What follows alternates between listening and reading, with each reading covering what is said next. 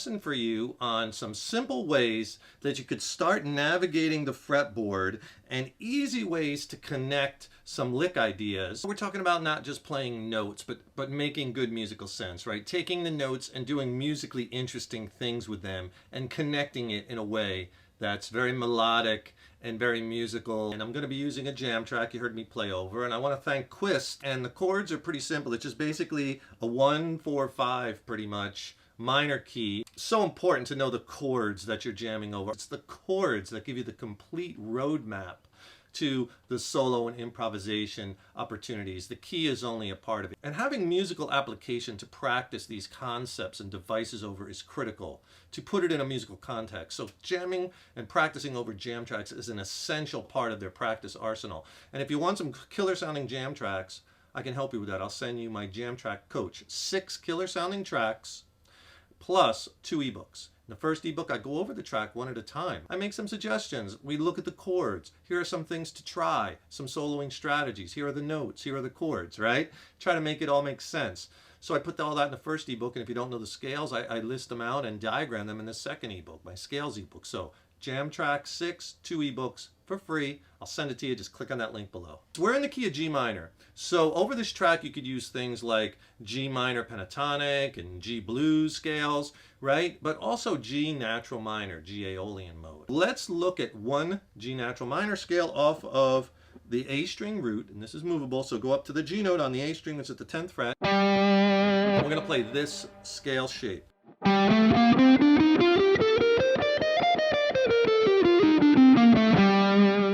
Know where the G notes are. Very important. You have one on the G string, 12th fret. And of course, you have the root note right there on the 10th fret on the A string. Now, let's add to that one arpeggio. We're going to do a minor arpeggio. All an arpeggio is the notes of a chord played separately.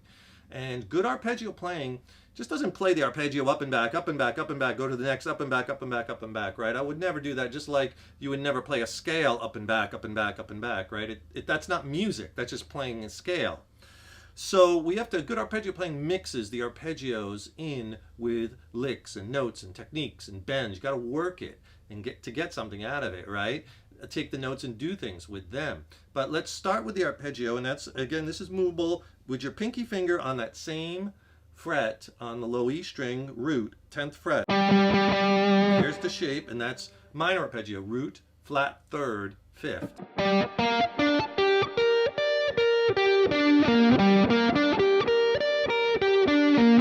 So the notes, root, G, flat 3rd, B flat, and we have our 5th, D. It just repeats, G, B flat, D.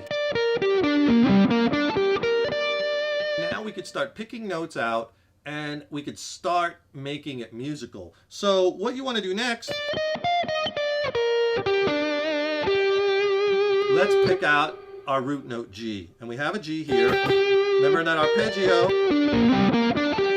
That arpeggio, we have our root note at the 8th fret on the B string. So I'm going to take some scale notes. Now we're starting to build licks. That simple. But what we're doing is we're mixing things up.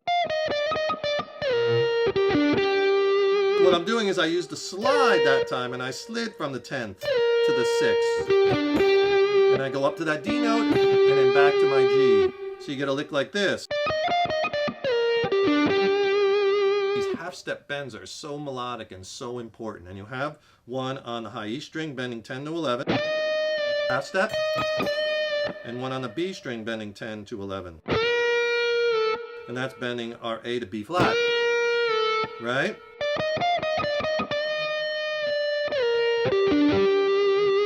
Another thing you could do is you could pick out the half steps again. Like for instance, there's my E flat to E, and I like that. You know, that's a real nice little... Whenever you're playing that arpeggio, you can go up that half step and get that cool note. That's that flat 6 in the scale. And then you can start to pull off. Right? Or, I like that too. I skipped over the G note, pull off, up to the D, and then right to the D on the high E string. That's cool. and I'm back in my scale. Let's target our C note, because remember that G minor changes to a C minor. When you're listening for those chords, see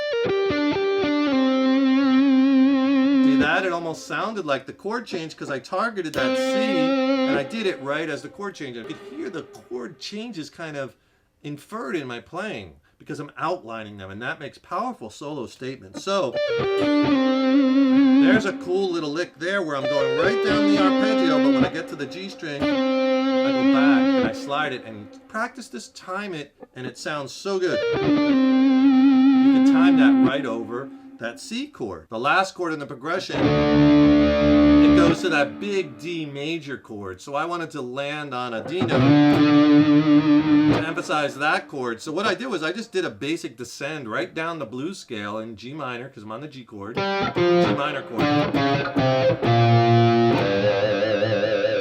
then the chord's coming up. I make sure I land, I do a little chromatic blues riff right onto that D chord.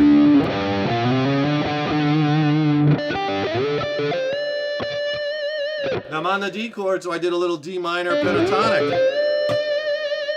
Right? I went up here to this, you know, D minor pentatonic or D blues. But now it's going back to the G chord, G minor chord. Guess what? G natural minor. And I did a little legato thing. Because I wanted to end on that G note. So I'm targeting notes. And I'm just trying to keep it simple here. So we're targeting the root notes, right? D over the D minor, C over the C minor, G over the G minor, G over the G minor here. So use that, have fun with it, practice it over jam tracks. Don't forget to get my jam track coach. Click on that link in the YouTube description box below. I'll send you 6 killer jam tracks and 2 ebooks, right, for free. Just click on that link below. Don't forget, subscribe to the channel. That really helps us to keep bringing the content, as well as then you'll be notified when we have new lessons up. Thank you so much for your support over the years and years, and for checking out our lessons. So appreciated. Keep up all that hard work on that guitar. And remember, your guitar playing is an evolution. Take care and rock on.